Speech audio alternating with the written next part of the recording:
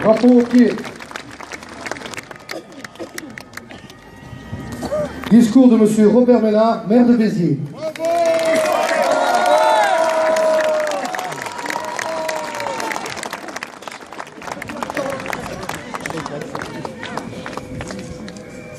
Merci, monsieur, merci. Merci.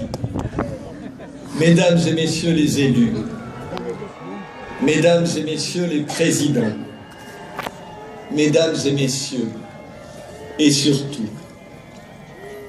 chers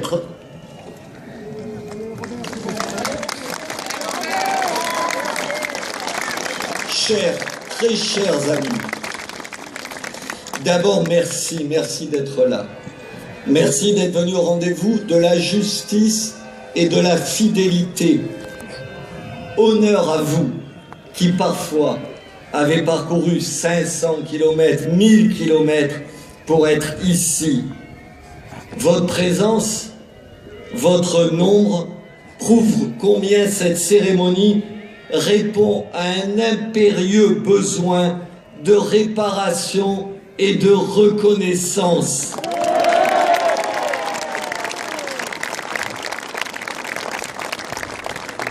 Et puis, pourquoi ne pas le dire, vous le sentez bien, votre présence me touche infiniment. Oui, merci d'être là, pour nous, pour tous ceux qui nous ont quittés, mais aussi pour ceux qui viennent.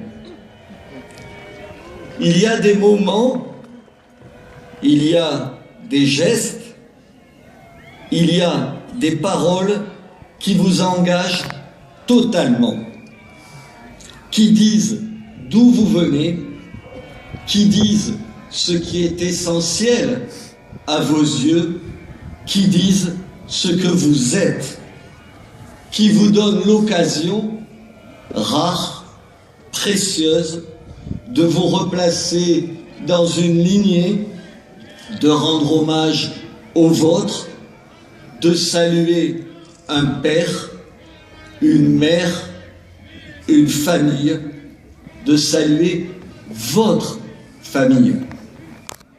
Il y a des moments où il faut se rassembler, se retrouver, se souvenir, se tenir chaud les uns les autres. Il y a des moments où il faut dire non, non au mensonge, à l'histoire trafiquée, réécrite, bafouée.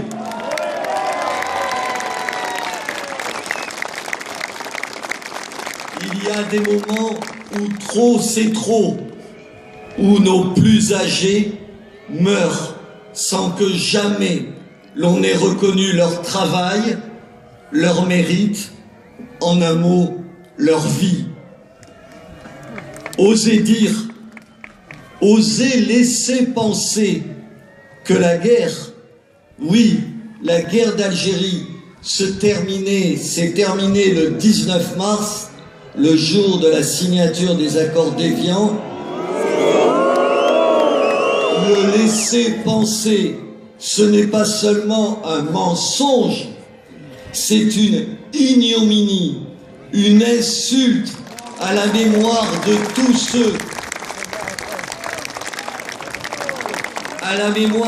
ceux, pieds noirs, harkis, jeunes du contingent, qui ont été torturés, qui ont été émasculés, qui ont été tués, qui ont disparu après cette date, après cette capitulation, après cet abandon, après ce renoncement de ce que fut la France, de ce que fut la grandeur de ce pays, la grandeur de notre pays.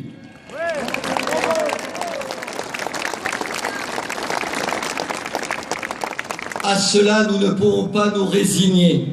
À cela, je ne peux pas, je ne veux pas me résigner. Parce que je pense, oui, je pense à ma famille, à nos familles. Parce que je pense à mon père, à nos pères.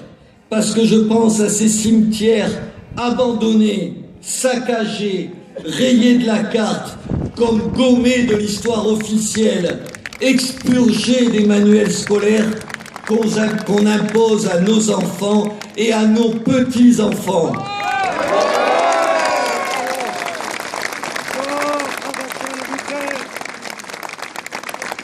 Voilà pourquoi je suis là aujourd'hui, voilà pourquoi je sais que nous sommes là aujourd'hui, pour rappeler à ceux qui nous ont trahis qu'ils ne pourront pas éternellement mentir, tromper, falsifier l'Algérie de notre enfance, l'Algérie de nos aïeux, notre Algérie, ce n'est pas ce que certains veulent nous faire croire. Ce n'est pas ce qu'un Benjamin Stora ne cesse d'écrire. Ce n'est pas aux renégats, aux porteurs de valises d'en imposer l'image. De cela, nous ne voulons pas, nous ne voudrons jamais. Je le dis calmement, à l'adresse de ceux qui s'agitent là-bas, plein d'une haine titubante, enveloppé dans de vieux mensonges qui s'effilochent. Le communisme est mort et ses derniers militants sont des spectres.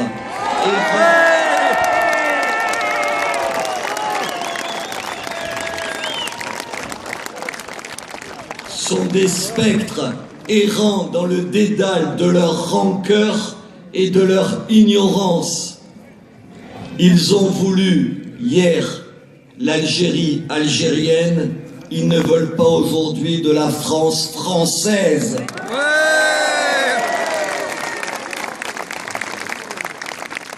La traîtrise est leur parti, nos victoires, leur châtiment. À lire une certaine presse, écrivait Albert Camus en 1955, il semblerait vraiment que l'Algérie soit peuplée d'1 million de colons à cravache et à cigares montés sur Cadillac. 60 ans plus tard, rien n'a vraiment changé.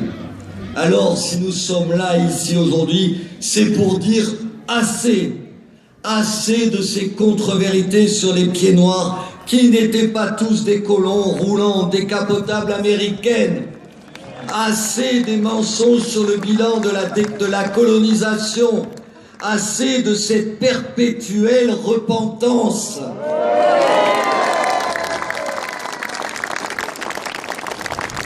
Oui, nous pataugeons dans une perpétuelle contrition. Honteux de ce que nous avons été, honteux même parfois de ce que nous sommes. Faut-il le rappeler? Quand la France intervient en 1830 en Algérie, elle mène une guerre de conquête, longue et impitoyable. C'est vrai. Mais faut-il le rappeler? Il s'agissait de mettre hors d'état de nuire les pirates qui sévissaient depuis la côte algéroise.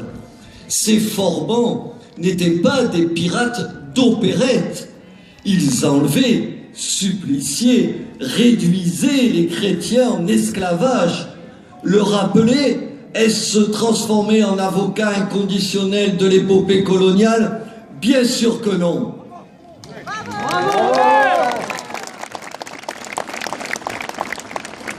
Faut-il le rappeler aux révisionnistes de tout poil? La présence française en Algérie, ce sont des ports, des aéroports, des routes, des écoles, des hôpitaux.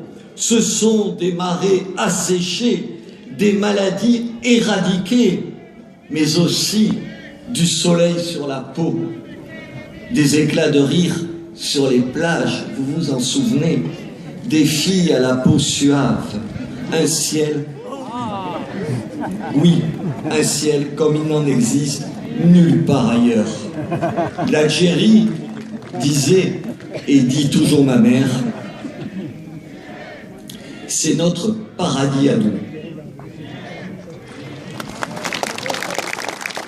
ce paradis qu'on nous a enlevé, ce paradis qui hante toujours, plus de 50 ans plus tard, nos cœurs et nos mémoires.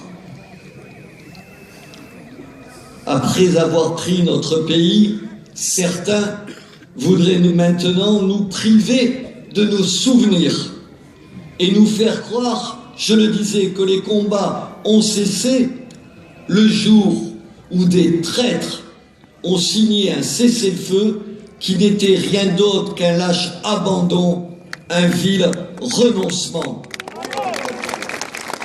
Demandez aux Algérois de la rue d'Isly, demandez aux Oranais du 5 juillet, demandez aux milliers, aux dizaines de milliers de harkis, demandez à nos martyrs, demandez-leur ce que furent les jours, les semaines, les mois qui ont suivi cette véritable capitulation. On voudrait les faire disparaître une seconde fois, on voudrait les oublier, les nier. Les oublier, c'est hors de question.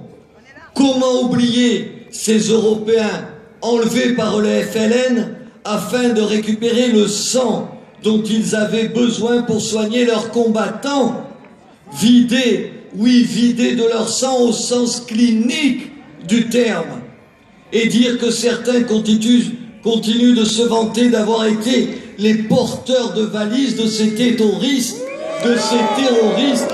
qu'on applaudit, oui, qu'on applaudit dans la bonne presse. C'est raté.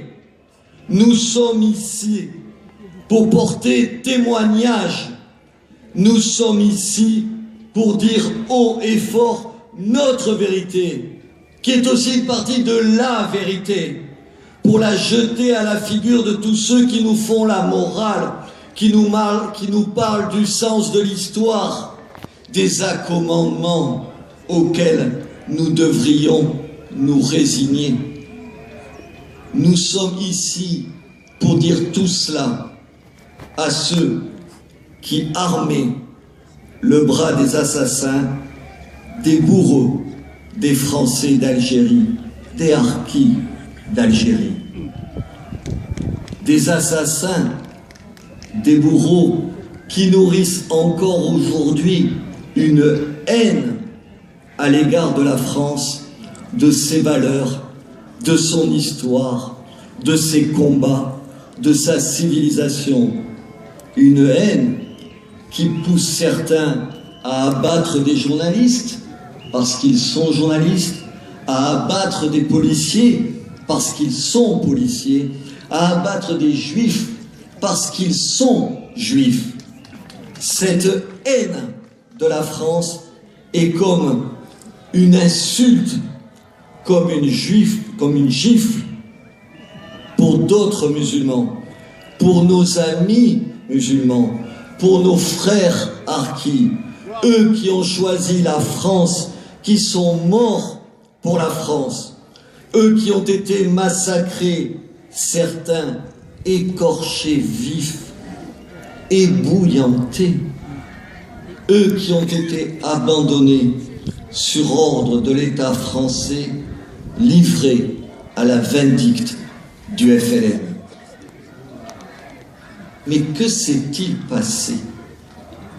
Que s'est-il donc passé pour qu'aujourd'hui, dans notre pays, on occulte à ce point la réalité de notre histoire?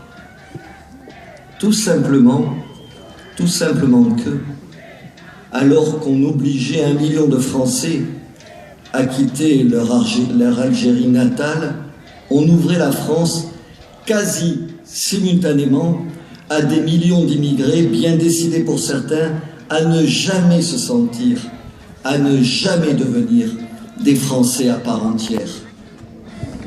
Colonisation de peuplement, disait-on, de la présence française en Algérie.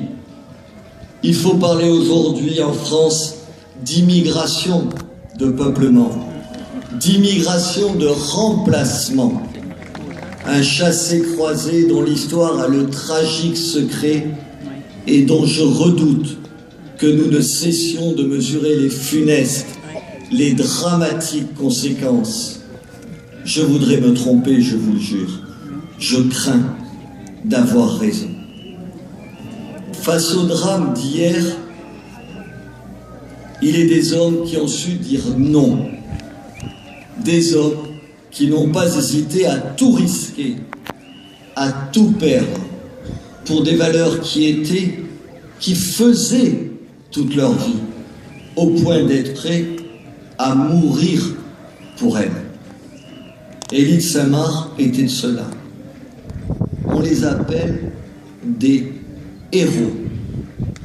Un mot qui sonne comme un anachronisme à une époque, la nôtre, où l'on nous serine qu'on ne va quand même pas mourir pour des idées, où la vie, son confort, ses petites habitudes justifient tous les compromis et de temps en temps toutes les compromissions. Je ne vais pas avoir l'outrecuidance de rappeler, on vient de le faire, les états de service, les engagements, le prix payé par Élie de Saint-Marc devant les membres de sa famille, je le répète et je voudrais qu'on les applaudisse, qui nous font l'immense honneur d'être aujourd'hui parmi nous.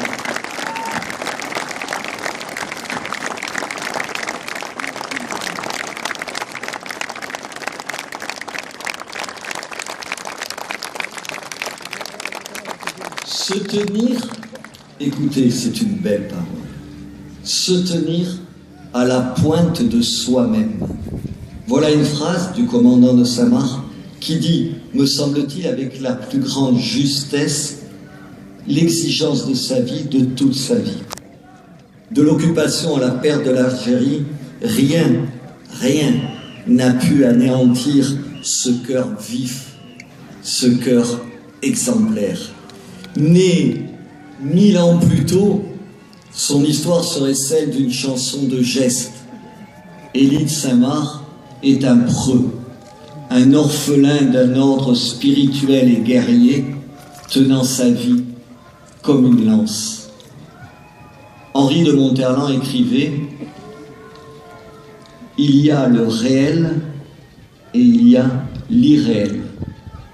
Au-delà du réel et au-delà de l'irréel, il y a le profond. » La vie et les livres d'Élie de Saint-Marc sont un périple vers les profondeurs de l'être, dans le fond, sans fond de son âme.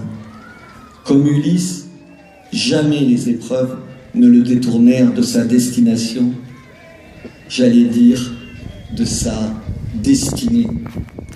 Voyage des camps et des prisons, voyage des batailles et des carnages, voyage vers ce qu'il appelait le tremblement sacré des choses invisibles. Je citerai encore le commandant de Saint-Marc, et il faut le citer souvent, car il ne fut pas seulement un chef, mais aussi un remarquable éducateur. Non pas, vous savez, un donneur de leçons, ni un coach de vie, oui, un coach de vie, comme on le dit aujourd'hui, mais un homme qui a beaucoup vécu, beaucoup vu, immensément ressenti. Le commandant écrivait, et sa fille nous l'a rappelé à un instant, la vie est un combat.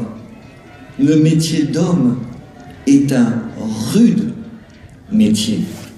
Ceux qui vivent sont ceux qui se battent. Et il ajoutait, vivre, ce n'est pas exister à n'importe quel prix. Dire comme lui que la vie est un combat n'est pas faire l'apologie de la guerre, n'est pas faire de la guerre sa profession de foi. C'est un simple constat. Si une vie, c'est bien sûr aimer, partager, éduquer, c'est aussi une somme d'épreuves, de contrariétés, d'opposition, d'expérience et d'engendrement. C'est cette somme qui fait une vie. Et celui qui refuse ce combat ne vit pas. Dire que vie et combat sont de la même substance, est au fond une adresse d'espoir. Voilà ce que nous dit le rescapé de Buchenwald. Il faut espérer et faire de son espoir un bélier qui fracasse toutes les murailles. Il faut même espérer au-delà de toute raison. C'est Héraclite qui disait « Qui n'espère pas l'inespérable ne le découvrira pas ». Ici, je le sais, nous espérons. Nous n'avons jamais cessé d'espérer. Au fond, nos espoirs sont nos fidélités. Et nos fidélités, comme nos espoirs, trouvent en ce jour leur récompense. Comme elles trouveront demain en d'autres lieux et sur d'autres plans des satisfactions encore plus décisives pour notre nation et pour notre peuple. Le commandant de Saint-Marc est l'homme d'une génération. Une génération qui, de septembre 1939 à juillet 62, ne connut jamais le répit et la paix. Une génération qui, entre la débâcle et l'abandon, connut sans victoire. Une génération qui nous a laissés seuls avec les souvenirs de sa gloire. C'est elle aussi qu'en ce jour nous célébrons. Gloire à eux. Gloire aux compagnons du commandant de Saint-Marc. Gloire à ceux d'Indochine, à ceux d'Algérie. Gloire à ceux des prisons qui étaient alors les garnisons de l'honneur.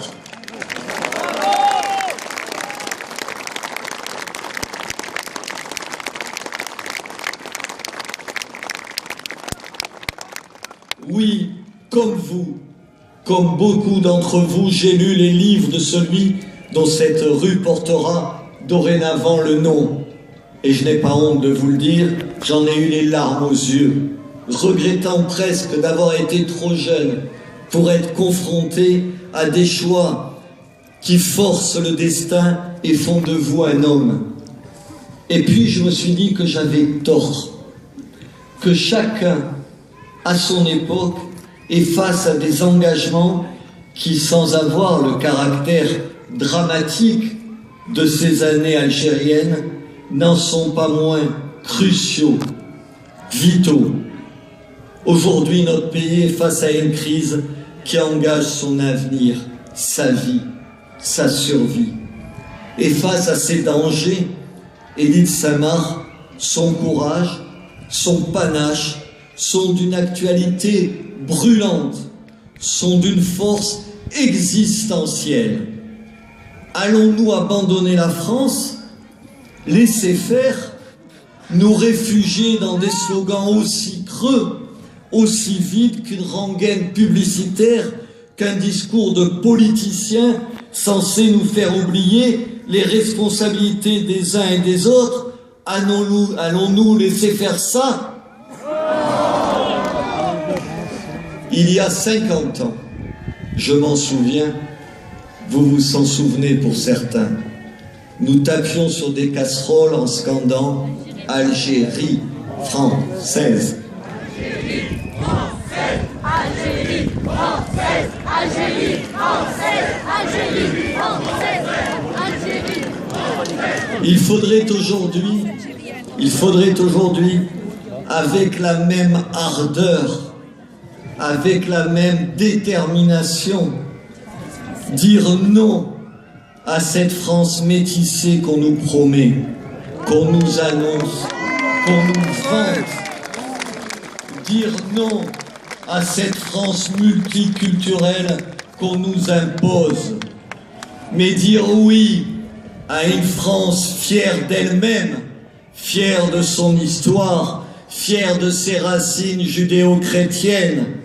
Cette France que Pieds-Noirs et Harkis ont admirablement incarnée, cette France pour laquelle un Élie de Saint-Marc s'est battu pendant la résistance en Indochine et en Algérie. Cette France que nous voulons transmettre intacte à nos enfants. Alors, chers amis, très chers amis, alors, pour Élie de Saint-Marc, pour tous ceux qui sont morts en Algérie, persuadés que nous étions en France, que nous nous battions pour la France, pour tous ceux qui l'ont quitté, définitivement orphelins d'une partie d'eux-mêmes. Je voudrais, avant que nous entonnions le chant des Africains, je voudrais, en votre nom à tous, je le sais que c'est en votre nom à tous, dire, redire, répéter ce qui est notre viatique, notre credo, notre passé et, je l'espère, notre avenir. Vive la France! Vive la France française!